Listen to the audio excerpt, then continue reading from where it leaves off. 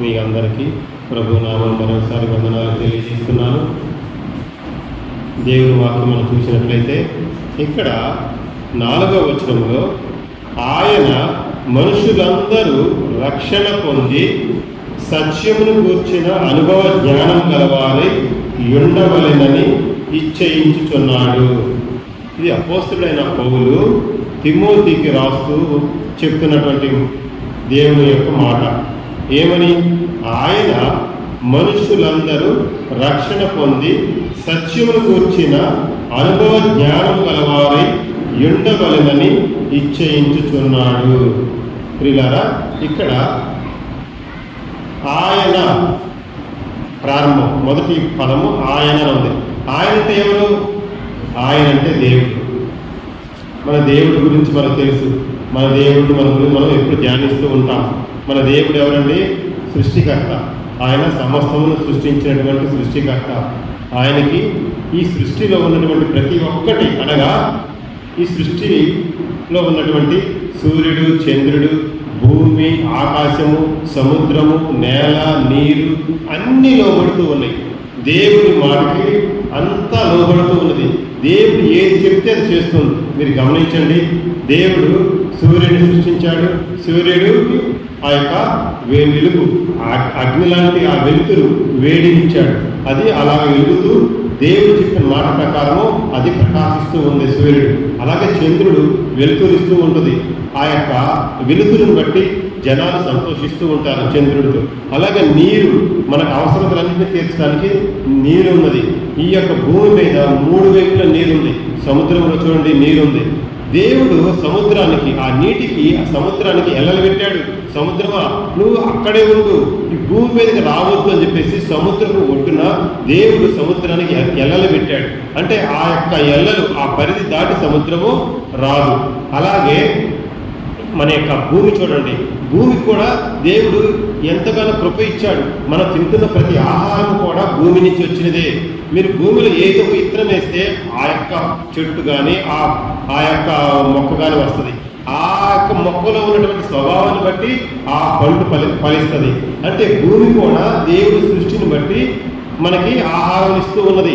దాంట్లో భూమికి ఏ తారతమ్యం లేదు, సూర్యుడు కూడా ఏ తారతమ్యం లేదు, ప్రతి ఒక్కరి మీద ప్రకాశిస్తూ ఉన్నాడు. అట్లానే ఆకాశం ఉంది. ఆకాశంలో ఆ మేఘాలోకమై ఉండి ఆ యొక్క నీటిని మేఘము పీల్చుకొని ఎక్కడైతే వర్షం కావాలో అక్కడ ఆ మేఘము వర్షాన్ని కిందకి, వర్షం రూపంలో మేఘం కిందకి వర్షాన్ని పంపిస్తూ ఉంటుంది. అంటే నేనేందులో ఈ సృష్టిలో దేవుడు సృష్టించినటువంటి ప్రతి ఒక్కటి కూడా దేవుని మాట ప్రకారము, దేవుడు ఇచ్చినటువంటి నియమం ప్రకారము, పరిధి ప్రకారము అన్ని దేవుని మహింపరుస్తున్నాయి. దేవుని యొక్క మాట ఇంటూ ఉన్నవి. గమనించినట్లయితే ఆకాశము, భూమి, నీరు, సముద్రము, సూర్యుడు, చంద్రుడు, గాలి, నీరు, వెలుతురు కూడా పగలు వెలుతురు వస్తుంది, రాత్రి చీకటి వస్తుంది. అన్ని దేవుడు సృష్టించాడు. దేవుడు చెప్పిన ప్రకారము ఈ సృష్టి అంతా లోబడుతూ ఉన్నది. అయితే దేవుడు సృష్టించినటువంటి ఆయా మానవుడు దేవుడిని బాధ పెడుతున్నట్టుగా ఈ బైబిల్లో మనం అనేక సార్లు మనం చూస్తాం ప్రియుల. అయితే ఇక్కడ సృష్టికర్త అయిన దేవుడు మనం చూడండి, హబక్కూకు రాసిన గ్రంథము 2వ అధ్యాయము 14వ వచనము. హబక్కూకు ఎక్కడుంటుంది? Page number. హబక్కూకు 770, పాత నిబంధన గ్రంథంలో 770.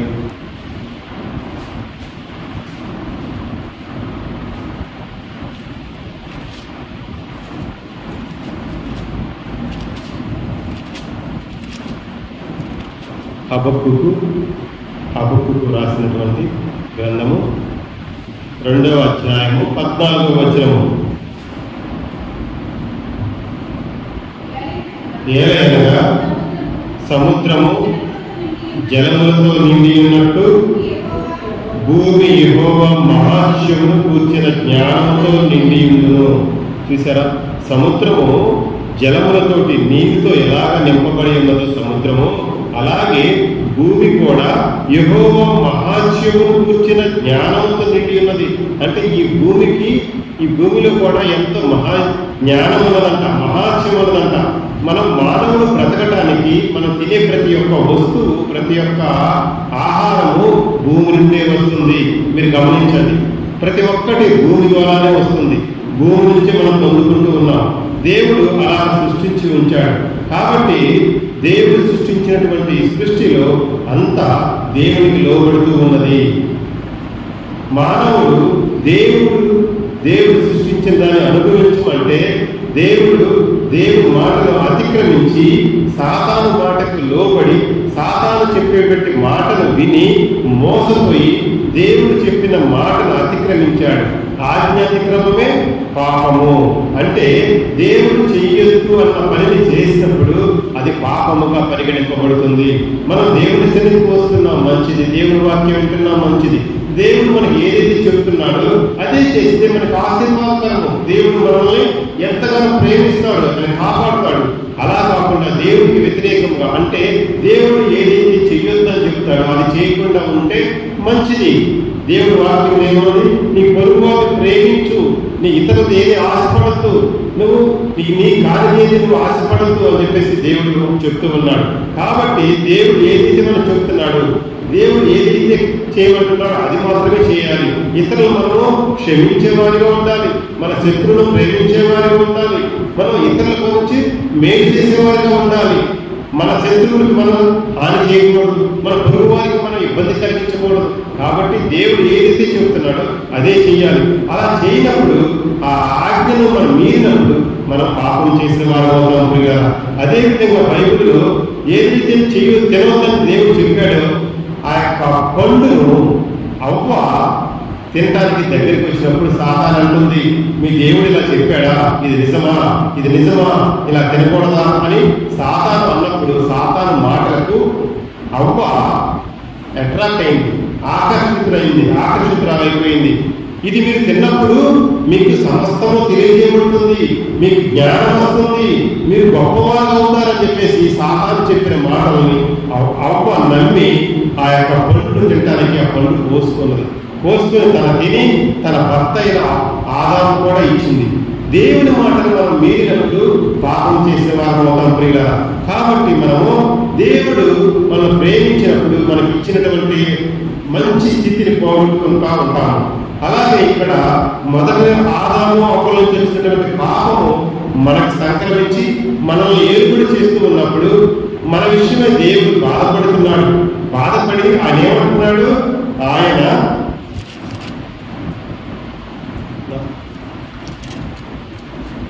ఆయన మనుషులందరూ రక్షణ పొంది. చూసారు ఇక్కడ రెండవ మాట, మొదటిది ఆయన, రెండవది మనుషులందరూ అంటే ఎవరండి? ఈ భూమి మీద ఉన్నటువంటి అందరూ. కొంతమంది అంటారు అది వేరే దేశము, లేదా ఇక్కడ ఇది వేరే వాళ్ళు, వేరే జాతుల వాళ్ళు అనుకుంటాం. ఆ దేవుడు మన దేవుడు కాదు, ఇతర దేశస్తుల దేవుడు, ఇతర జాతులకు సంబంధించిన వాడు అని చెప్పేసి మనం రకరకాలు అనుకుంటాము. ఇక్కడ దేవుడు ఏమంటున్నాడు, మనుషులందరూ అంటే ఈ భూమి మీద ఉన్నటువంటి ప్రతి ఒక్కరికి ఆయన దేవుడై ఉన్నాడు. కొంతమంది మా దేవుడు కాదండి, మాకు చాలా దేవుళ్ళు ఉన్నారు, మేము పూజించడానికి మాకు వేరే దేవతలు ఉన్నారు, మా దేవుడు కాదు అని అంటారు. అంటే వారి దేవుడి గురించినటువంటి ఆ యొక్క సత్యము తెలియదు. ఈ సృష్టికర్త ఎవరన్నది వారికి తెలియదు కాబట్టి వాళ్ళు అలా అనుకుంటారు. కాబట్టి ఇక్కడ దేవుడు ఏమంటున్నాడు, మనుషులందరూ అంటున్నాడు. మనుషులందరితో ఎవరు? ఒక ప్రాంతం వారు కాదు, ఒక దేశం వారు కాదు, ఒక జాతి వారు కాదు. ఈ భూమి మీద ఉన్నటువంటి సమస్త మానవాళి గురించి చెప్తున్నాడు, మనుషులందరి గురించి చెప్తున్నాడు, ప్రజలందరి గురించి చెబుతున్నాడు. చూడండి, రోమీయులకు రాసిన పత్రిక 3వ అధ్యాయము 29వ వచనంలో ఒక మాట దేవుడు చెప్తున్నాడు. రోమీయులకు రాసిన పత్రిక 3వ అధ్యాయము 29వ వచనంలో 29వ వచనం, దేవుడు యూదులకు మాత్రమే దేవుడా, అన్ని జనులకు దేవుడు కాడా? అవును, అన్ని జనులకును దేవుడే, దేవుడు ఒక్కడే. చూసారు ఇక్కడ దేవుని యొక్క వాక్యం ఏమన్నా తెలుసా? ఏదో యూదుల దేవుడు, ఇశ్రాయేలు దేవుడు అని చెప్పేసి తెలియని వాళ్ళు వేరే వాళ్ళు చెప్పిన దాన్ని బట్టి అనుకుంటున్నారు. కానీ ఇక్కడ దేవుని గ్రంథంలో దేవుడు మనతో ఏమని మాట్లాడుతున్నాడంటే, దేవుడు యూదులకు మాత్రమే దేవుడా, అన్యజనులకు దేవుడు కాడా? అవును, అన్యజనులకు దేవుడే. అన్యజనులు అంటే ఎవరంటే ప్రియులారా, దేవుని ఎరగని వారు. అంటే దేవుడిని ఎరగని వారిని అన్యులు అంటాము, దేవుని తెలియని వారు. మనం యేసు ప్రభు వారి గురించి మొట్టమొదటగా ఆ ఇజ్రాయేల్ దేశంలో, యూదుల దేశంలో తెలుసు. తర్వాత కాలక్రమంగా ప్రపంచవ్యాప్తంగా తెలియజేయబడింది. అంటే మనము కూడా అన్యులమే. భారతదేశంలో ఉన్నటువంటి ప్రతి ఒక్కరు కూడా అన్యులే. ఈ దేశంలో ఉన్నవారు విగ్రహారాధన చేసుకుంటూ ఉంటారు, కాబట్టి వీరు కూడా అన్యులే. ఇక్కడ దేవుడు ఏమంటున్నాడు? అన్యులకును దేవుడు కాడా? అవును, అన్యజనులకును దేవుడే. దేవుడు ఒక్కడే అంటున్నాడు. దేవుడు ఒక్కడే, అన్యులకు కూడా దేవుడు ఒక్కడే. అపోస్తుడైన పౌలు కూడా యూదులకు అలాగే అన్యజనులకును అధికారులకు సువార్తను ప్రకటించాడంట. కాబట్టి ఆ అపోస్తుడైన పౌలు నా పనిలో ఒక బలమైన సాధనము అని చెప్పేసి దేవుడు చెప్తున్నాడు. కాబట్టి అన్యజనులు కూడా ఆయన సృష్టించిన వారే, అన్యజనులు కూడా ఆయన యొక్క సంతానమే, ఆయన యొక్క కుమార్తెల ద్వారా వచ్చినటువంటి వారే. మొట్టమొదటి ఆ నోవాహు సంతానం ద్వారా వచ్చిన వారే. జలప్రళయము ముందు ఆదాము ద్వారా అవ్వ ద్వారా పుట్టిన వారందరూ జలప్రళయం ముందు చనిపోతే నోవాహు కుటుంబం ఒకటే రక్షింపబడి, నోవాహు కుటుంబం ఓడలో చేర్చబడితే ఆ ఓడలో చేర్చబడినటువంటి ప్రతి ఒక్క పురుషుడు, స్త్రీ ప్లస్ జంతువులు, అన్ని జీవజల రాసులన్నిటిని బట్టి ఇప్పుడు ప్రజెంట్ ఉన్నటువంటి ఈ భూమి మీద ఉన్నటువంటి ప్రతి దేశంలో ఉన్న వారందరూ కూడా నోవాహు సంతానం ద్వారా వచ్చినటువంటి వారేను. ప్రియులారా గమనించండి. కాకపోతే మనము నిజ దేవుడికి దూరమైపోయి రకరకాల దేశాల్లో విడిపోయి రకరకాల దేవుడు పూజిస్తూ సత్యాన్ని, నిజమైన దేవుడిని ఎరగక మనం విగ్రహారాధన చేస్తూ ఉన్నాము. మనం కూడా అన్యులమే. అయితే దేవుడు మనల్ని కూడా ఈరోజు మనతో మాట్లాడుతున్నాడు. అన్యజనులకును దేవుడు కాడా? అవును, అన్యజనులకును దేవుడే అని దేవుడు చెప్తున్నాడు. కాబట్టి ఆయన రెండవ మాటగా ప్రజలందరూ అని పాడుతున్నాడు. అలాగే మూడవ మాట ఏమనుంది? రక్షణ పొంది. 1వ తిమోతిలో మనం మొదలు చదువుకున్నాం ఫస్ట్ ప్రారంభంలోనే. 1వ తిమోతి 2వ అధ్యాయం 4వ వచనంలో ఆయన దేవుడి గురించి చెప్పుకున్నాం. ప్రజలందరి గురించి చెప్పుకున్నాం. రక్షణ పొంది. ఇక్కడ రక్షణ పొందాలని చెప్తున్నాడు దేవుడే. రక్షణ పొందాలంట ప్రియులారా. మనం రక్షణ పొందాలి. మనం రక్షణ పొందుకున్నామా? ఈ లోకంలో జీవించినంత కాలము సజీవులుగా ఉంటాము. మన గుండె కొట్టుకున్నంత వరకు మనం సజీవులుగా ఉంటాము. మనం జీవం కలిగి ఉంటాము.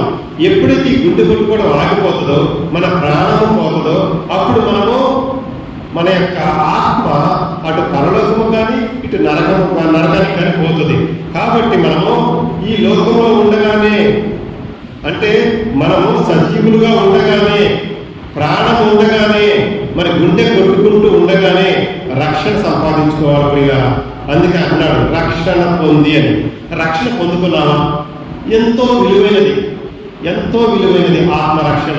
మనం రక్షణ సంపాదించుకుంటున్నాము. ఏమోనండి వస్తున్నాము, యేసు ప్రభు అంటే మాకు విశ్వాసము, దేవుడి మందిరానికి వస్తున్నాము, దేవుడు కాపాడుతాడు, మా జీవితంలో మేలు చేస్తాడు, మా కుటుంబంలో ఆశ్చర్యమైన కార్యాలు చేస్తాడని చెప్పేసి మనము దేవుడి సన్నిధికి వస్తున్నాము. మంచిదే, మీరు కలిగిన విశ్వాసం బట్టి మంచిదే.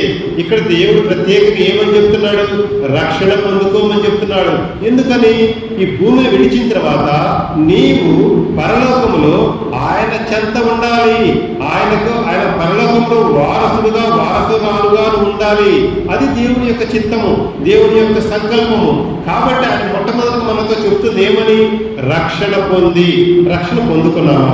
రక్షణ పొందుకోవడం అంటే ఏంటంటే మాకు ఎప్పుడు చెప్పలేదు, ఏదో దేవుని వాళ్ళు వింటున్నాము, వస్తున్నాము. రక్షణ పొందుకోవాలన్నారు. రక్షణ అంటే ఎలా పొందుకోవాలి అని చెప్పేసి మీరు అనుకోవచ్చు ప్రియులా. రక్షణ పొందుకోవడం ఎలాగా అన్నది మనము చూద్దాం. మొట్టమొదటిగా మన దేవుని మాట అతిక్రమించారు కదా, దేవుని మాట ఇవ్వలేదు కదా. ఆ అవ్వ ఆదాములు దేవుని మాట అతిక్రమించారు కాబట్టి వారి ద్వారా వచ్చిన సంతానమే ఇప్పుడు ప్రపంచంలో ఉన్నటువంటి సంతానం. కాబట్టి వారి ద్వారా పాపము లోకంలోనికి సంక్రమించింది కదా, అంటే మనము కూడా పాపలమే కదా. అప్పుడు మొట్టమొదట నువ్వు దేవుని సన్నిధిలో ప్రార్థన చేస్తూ, ప్రభువా నేను పాపిని, నన్ను క్షమించు అని చెప్పేసి ఒక దృఢ నిశ్చయత కలిగి ఉండాలి. ఇక్కడ రక్షణ పొందుకోవాలంటే దేవుడి వాక్యంలో ఏమైనా వ్రాయబడిందో చూడండి. రోమీయులకు రాసిన పత్రిక 10వ అధ్యాయము 10వ వచనంలో చక్కగా వ్రాయబడి ఉన్నది.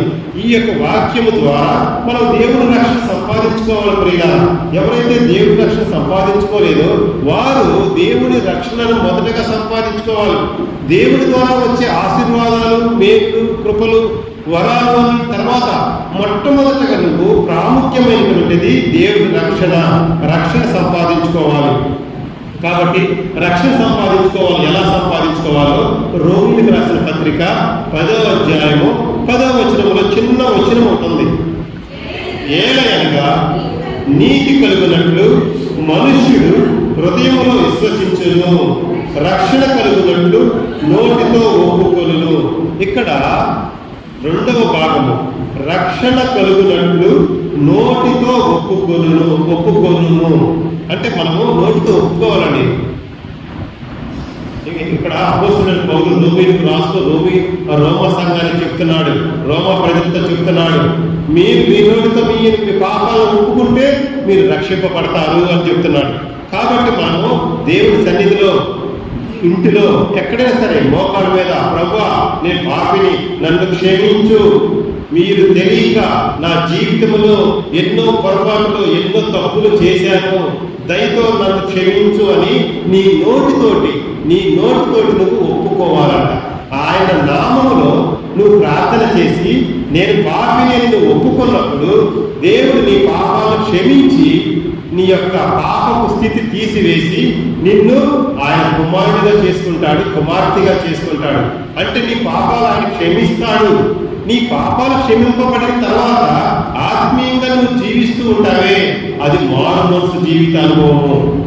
అంటే మారు మనసు పొందిన తర్వాత నీవు దైనందిన జీవితంలో యేసు ప్రభువును కలిగి జీవిస్తూ ఉంటావే, అది మారు మనసు. మారు అంటే ప్రత్యేకమైన, ఇంతకు ముందు ఉన్నటువంటి స్థితి కానటువంటిది మారు మనసు. ప్రత్యేకమైనటువంటి జీవితం కలిగి జీవించే దాన్ని మారు మనసు అంటారు. అంటే మనం చనిపోయేంత వరకు ప్రభువుతో కలిసి జీవించే దానిని మారు మనసు అంటారు. మొట్టమొదటిగా నువ్వు రక్షింపబడితే మారు మనసు జీవితం అనుభవంలోకి వస్తావు ప్రియురా. కాబట్టి మనము దేవుని యొక్క రక్షణను పొందుకోవాలి. దేవుని యొక్క రక్షణను పొందుకోవడానికి మన వాక్యంలో చూసిన రీతిగా మన నోటితో మనం ఒప్పుకోవాలి పాపిని అని. తర్వాత మనం నీతిమంతులుగా తీర్చబడాలంటే మన హృదయంలో విశ్వసించాలంట. ఆ 10వ వచనం ప్రారంభంలో ఏముందంటే నీతి ఏలయనగా నీతి కలుగునట్లు మనుష్యుడు హృదయంలో విశ్వసించును. నువ్వు నీతిమంతురాలుగా తీర్చబడాలి అంటే మొట్టమొదటిగా నీవు నీ హృదయంలో దేవుడిని విశ్వసించినప్పుడు నీవు నీతిమంతులుగా తీర్చబడతావు. అలాగే నువ్వు నీ హృదయంలో నేను పాపిని అని చెప్పేసి తలంచి నీ నోటితోటి నేను పాపిని, నన్ను క్షమించు ప్రభువా అని ఒప్పుకున్నప్పుడు దేవుడు నిన్ను రక్షిస్తాడు. ఈ అనుభవంలో మనం రావాలిగా దేవుడి సన్నిధికి వస్తున్నా. దేవుడు ఈ రోజు మనతో పూర్తిగా మాట్లాడుతున్నాడు. నా రక్షణ నువ్వు పొందుకున్నావా? నువ్వు నా కుమార్తెగా అయ్యావా అని అడుగుతూ ఉన్నాడు. కాబట్టి దేవుని రక్షణ సంపాదించుకోవాలమ్మా. తల్లి, నువ్వు దేవుడి సన్నిధిలో ప్రార్థన చేయి, నన్ను క్షమించు ప్రభువా, నేను పాపిని ప్రభువా, నేను తెలుసో తెలియక నా జీవితంలో ఎన్నో తప్పులు చేశాను, దయతో నా పాపాలు, నా యొక్క తప్పులు క్షమించు, నా దోషాలు క్షమించు అని చెప్పేసి మనము దేవుడి సన్నిధిలో ప్రార్థించినప్పుడు దేవుడు మన యొక్క పాపాలను క్షమించి తన యొక్క కుమారుడుగా చేసుకుంటారు. కాబట్టి ఇలాంటి అనుభవాలు మనం వెళ్ళాలి. దేవుని సన్నిధికి వస్తున్నాం, వాక్యం వింటున్నాం, పోతున్నాం. కానీ మన ఆత్మ గురించి మనం తెలుసుకోవాలి, మన యొక్క మరణం గురించి మనం తెలుసుకోవాలి. మన మరణం తర్వాత స్థితి పరలోకమా నరకమా అనేటువంటి స్థితి గురించి మనం తెలుసుకోవాలి. కాబట్టి దేవుడు వాక్యం ఈ మధ్యాహ్న కాలంలో మనతో చూటిగా మాట్లాడుతూ ఉన్నది. మొట్టమొదటిగా రక్షణ సంపాదించుకోండి. ఆ రక్షణ ఎంతో విలువైనది, గొప్పది. ఆ రక్షణ పొందుకున్న మనము వెలిగింపబడినటువంటి జీవితాలుగా, వెలుగు సంబంధులుగా మనం ఉంటాం ప్రియులారా. దేవుడు ఒక పాపి రక్షించబడినప్పుడు ఎంత సంతోషిస్తాడో తెలుసా? పరలోకములో దేవుడు, దేవదూతలు అందరూ సంతోషిస్తారంట.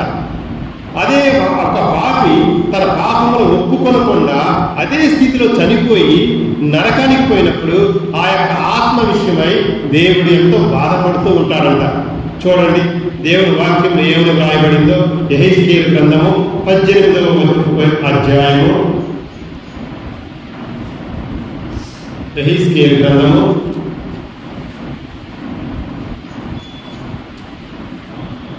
18వ అధ్యాయము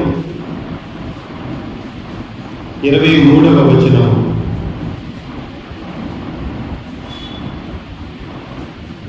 ఏడు 701వ పేజీ.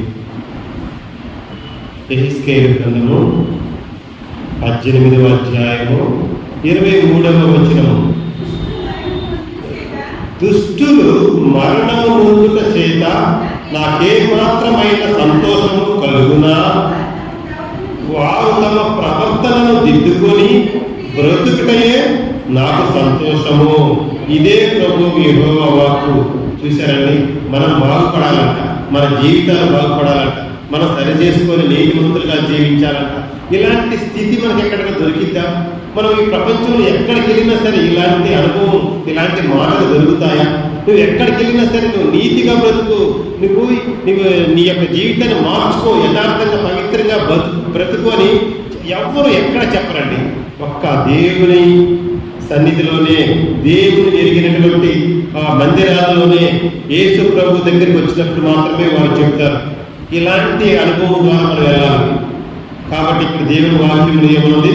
దుష్టులు మరణం నొందుట చేత నాకేమాత్రమైన సంతోషము కలుగదు. వారు తమ ప్రవర్తనను దిద్దుకొని బ్రతుకుటయే నాకు సంతోషము. ఇదే ప్రభువు యెహోవా వాక్కు. చూసారా ప్రియులారా, మనం ఎలాగుంటున్నాం? మన జీవితాలు బాగుపడాలంట, మనం యథార్థంగా జీవించాలంట, నీతిగా జీవించాలంట, రక్షణ పొందుకోవాలంట. ఎందుకు దేవుడు ఇలా చెప్తున్నాడు? మనం ఆరాధించుతున్న దేవుడు పరిశుద్ధుడు కాబట్టి, ఆయన బిడ్డలమైన మనం కూడా పరిశుద్ధంగా జీవించాలని దేవుడు ఆశపడుతున్నాడు ప్రియులారా. అదే పరిశుద్ధత లేని వారైతే నువ్వు ఎలాగున్నా పర్లేదు అని చెప్పేసి అంటారు. కానీ అందరిలాంటి దేవుడు కాదు మన దేవుడు. మన దేవుడు పరిశుద్ధుడు, ప్రేమగల దేవుడు, నీతిగల దేవుడు. కాబట్టి ఆయన ఉండే పరలోకములో పరిశుద్ధులే ఉండాలి. కాబట్టి పాపులకు అక్కడ స్థానం లేదు. కాబట్టి మనం కూడా పరిశుద్ధంగా ఉండటం కోసం ఈ భూమి మీద ఉండగానే ఆయన యొక్క సువార్తను, ఆయన వాక్యం ద్వారా మనతో మాట్లాడుతూ ఉన్నాడు. ఏమని? మీరు మొట్టమొదటి రక్షణ సంపాదించుకోండి. దేవుని యొక్క వాక్యం ద్వారా, దేవుని సేవకుల ద్వారా మనతో అనేక రకాలుగా, అనేక కోణాల్లో, అనేక ప్రార్థన ప్రసంగాల్లో మనతో దేవుడు మాట్లాడుతూ ఉన్నాడు. మనం ఆ స్థితి పొందుకున్నామా? ఆ రక్షణ పొందుకున్నామా? మనం నిర్లక్ష్యం చేస్తున్నావా? పర్లేదులే, నేను ఎలా ఉన్నా పర్లేదులే, చనిపోయిన తర్వాత ఎవరు చూస్తారులే, నా ఆత్మ చనిపోయిన తర్వాత నరకానికి వెళ్తుందో పరలోకానికి వెళ్తుందో ఎవరో తెలుసు, ఎవరు చూస్తున్నారు, చనిపోయిన తర్వాత ఏం జరుగుతుందో మనకే తెలుస్తుందా అని చెప్పి సహజంగా మనం అనుకుంటుంటాం ప్రియులారా. కానీ దేవుడు మనకి ఇచ్చాడు ఈ ఆత్మని. మనం ఇంత ముందులో చెప్పుకున్నాము, ఈ శరీరము ఆయనదే, ఆయన విలువ పెట్టి కొనబడిన దేహం ఇది. ఆయన యొక్క శరీరము, ఈ యొక్క ఆత్మ కూడా ఆయన ఇచ్చాడు. నరుని నాసికారంధ్రములలో జీవవాయువును బోధగా నరుడు జీవాత్మ ఆయను. అంటే మన నాసికారంధ్రాలలో జీవవాయువును బోధింది కూడా దేవుడే. కాబట్టి మనం కలిగి ఉన్నటువంటి ఆత్మ కూడా ఆయనదే. కాబట్టి మన యొక్క శరీరము, మన యొక్క ఆత్మ ఆయనే. కాబట్టి దేవుని వాక్యంలో ఏమన్నది? మొన్నైనది ఎనుకటి వలె మొన్నను ఆత్మ దాన్ని దయచేసిన తండ్రి యొద్దకు చేరుని దేవుని వాక్యంలో ఉన్నది. కాబట్టి మన ఆత్మ రక్షింపబడి పరలోకానికి వెళ్ళాలన్నటువంటిది ఆ దేవుని యొక్క చిత్తము, దేవుని యొక్క సంకల్పము, దేవుని యొక్క ప్రణాళిక. అయితే ఆ యొక్క చిత్తము నెరవేరడానికి దేవుడు అనేక రకాలుగా, అనేక విధాలుగా ఈ భూమి మీద తన సువార్తను విస్తరింపజేస్తూ నలుమూలల దేశంలోని ప్రపంచవ్యాప్త సమస్త దేశాలకు దేవుని సేవకుల ద్వారా సువార్త విస్తరింపజేస్తూ ఉన్నారు. ఇప్పుడు ఈ వాక్యము మనం వింటున్నామంటే దేవుడు కూడా మనకి ఒక ధన్యత ఇచ్చాడు, ఒక ఆశీర్వాదం ఇచ్చాడు. ఇప్పుడు ఈ రక్షణ గురించి నా బిడ్డ నా మాటను నా ప్రజలకు చెప్పాలని ఈ మధ్యాహ్న కాలంలో దేవుడు ఆత్మ చేత ప్రేరేపింపబడి మనతో మాట్లాడుతూ ఉన్నాడు. కాబట్టి మనం దేవుని మాటను తీసుకోవాలి, దేవుని మాటను త్రోసివేయకూడదు. మొట్టమొదటగా మన దేవుని యొక్క రక్షణ సంపాదించుకోవాలి. మన వయసుతో సంబంధం లేదు. నువ్వు చిన్నపిల్లవాడినైనా, యవనస్తురాలైనా, పెద్దలైనా సరే, వృద్ధులైనా సరే, దేవుని యొక్క రక్షణ సంపాదించుకోవాలి. మనం నిర్లక్ష్యం చేసి ఇప్పుడు ఏం కాదులే, నాకు ఇంకా చాలా వయసు ఉందిలే, నా యవనంలో నేను అనిపించవలసింది చాలా ఉందిలే, నేను ముసలివాడు అయిపోయిన తర్వాత దేవుని సన్నిధికి వస్తాను, అప్పుడు నేను మారుమనసు పొందుతాను, నేను అప్పుడు పాపాలు ఒప్పుకుంటానని చెప్పేసి మనల్ని గురించి మనము పోస్ట్ పోన్ చేసుకుంటే, నిర్లక్ష్యంగా దానిని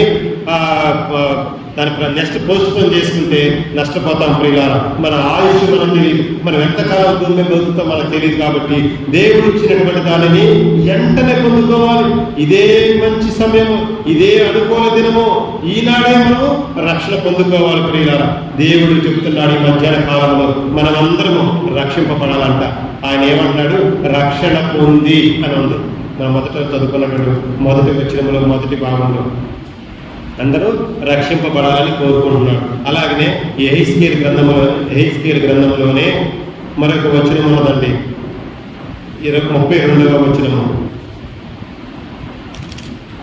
ఇప్పుడు చదువుకున్నటువంటి భాగంలోనే యెహెజ్కేలు గ్రంథము 18వ అధ్యాయము 32వ వచనము. మరణము నందువాడు మరణము నందుటను బట్టి నేను సంతోషించువాడను కాను, కావున మీరు మనసు త్రిప్పుకొనుడి, అప్పుడు మీరు బ్రతుకుదురు, ఇదే యెహోవా వాక్కు. చూసారండి, ఒక పాప స్థితిలో ఉండి మరణిస్తే, చనిపోతే వారి కుటుంబ సభ్యులు బాధపడతారు, ఏడుస్తారని మర్చిపోతారు. కానీ ఇక్కడ దేవుడు ఎంత బాధపడుతున్నాడు చూడు. ఈ బిడ్డను సృష్టించింది నేను, ఈ భూమి మీదకి పంపించింది నేను, తల్లి గర్భంలోకి ప్రవేశింపజేసింది నేను. అతడు 9 నెలలు నిండిన తర్వాత భూమి మీదకి వచ్చిన తర్వాత అతడు బ్రతకడం మొదలుపెట్టిన కాడి నుంచి అతనికి ఇచ్చినటువంటి అన్ని నేను పోషించాను. అతనికి ఆక్సిజన్ గాలి ఇచ్చాను, ఎండ ఇచ్చాను, ఎలుతూరు ఇచ్చాను, ఆహారం ఇచ్చాను, బట్టలు ఇచ్చాను, శరీరానికి కావాల్సిన అన్ని అవసరాలు తీర్చాను. అతన్ని అన్ని విధాలుగా పోషించాను, ఆయుష్ను ఇచ్చాను, ఆరోగ్యం ఇచ్చాను. ఎంతగానో ప్రేమించి కృప చూపించి అతని దీవెనలు ఎన్నో కృపా వరాలు ఇచ్చాను, ఎన్నో తలాంతులు ఇచ్చాను. నా బిడ్డని యోగ్యుడిగా చేశాను. చివరికి అతను ఈ లోకంలో పేరు ప్రతిష్టలు పొందాడు, జ్ఞానం సంపాదించుకున్నాడు, కానీ రక్షణ పొందుకోకుండా చనిపోయాడు అని ఆ బిడ్డ విషయమై దేవుడు బాధపడుతున్నాడంట. ఆ మరణం విషయమై, మరణం నొందువాడు మరణం నొందుటను బట్టి నేను సంతోషించువాడను కాను, కావున మీరు మనసు త్రిప్పుకొనిడి, అప్పుడు మీరు బ్రతుకుదురు, ఇదే ప్రభువు యెహోవా వాక్కు అని దేవుని వాక్యంలో ఉన్నది ప్రియులారా.